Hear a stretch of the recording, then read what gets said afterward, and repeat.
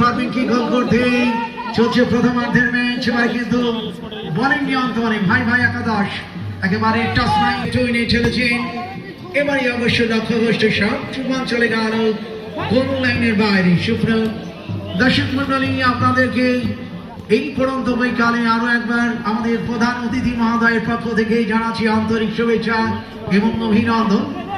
আয়োজক কমিটি চমৎকার একটি আয়োজন করেছেন, এই অঞ্চলের মানুষদেরকে ফুটবল নামক বিনোদন উপহার দিয়েছেন। অভিনন্দন জানাচ্ছি মান্ডইল আদর্শ যুব সংঘকে।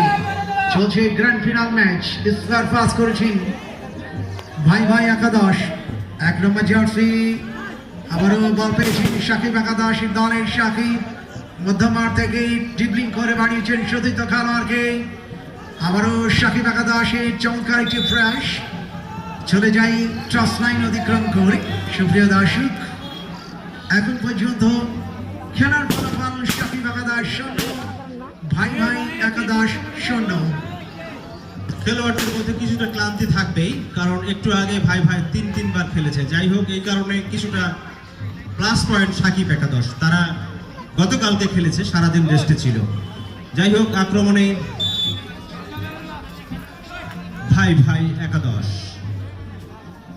মাঝমাঠ থেকে গোল পাস, বল চলে গেল আবার সাইড লাইনের বাইরে। হটস্পট ছাড়েন তো, তাহলে লাইভ করি একটু।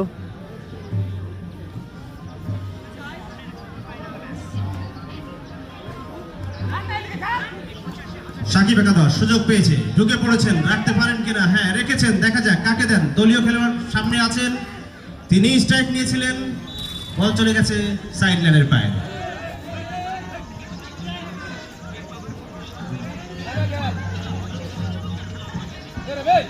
সম্মানিত ক্রীড়ামোদী দর্শক মন্ডলী, চলছে প্রথমার্ধের ম্যাচ। এবারে অবশ্য কাউন্টার আটাকে ভাই ভাই একাদশ রাইট উইংয়ে বিপদ সীমানায় চমৎকার সেন্টার।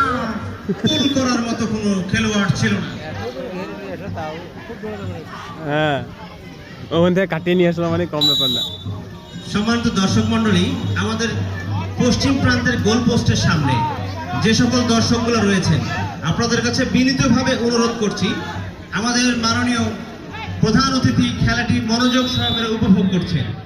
দয়া করে যদি গোল পোস্টটি ফাঁকা রাখেন, আমরা একটু দেখতে পাই এবং আমাদের ধারা বিবরণী দিতেও সহজ হয়।